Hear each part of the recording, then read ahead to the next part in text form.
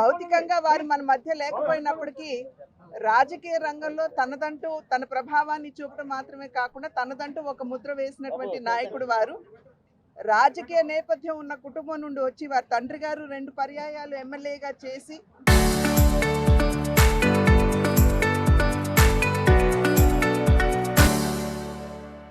ఆ వారసత్వాన్ని అందుకుని 3 పర్యాయాలు ముద్రగడ గారు ఎమ్మెల్యేగా గెలవడం, ఒకసారి ఎంపీగా ప్రజలకి సేవలు అందించినా కూడా తనదైన శైలిలో రాజకీయ రంగంపై ముద్ర వేసినటువంటి వారు ముద్రగడ పద్మనాభం గారు.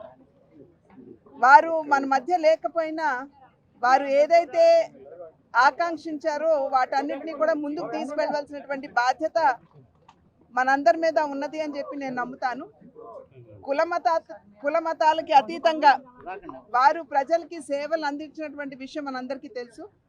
ప్రధానంగా బాబాసాహెబ్ అంబేద్కర్ గారి విగ్రహం ప్రతి దళిత కాలనీలో మాత్రమే కాకుండా మనమందరం కూడా వారి యొక్క విగ్రహాన్ని స్థాపిస్తూ కుల మతాలకి అతీతమైనటువంటి సమాజ స్థాపనకి కృషి చేయాలి అని చెప్పి పిలుపుని ఏదైతే వారు ఇచ్చారో మనం అందరం కూడా దాన్ని అందిపుచ్చుకోవాల్సినటువంటి అవసరం చాలా ఉంది.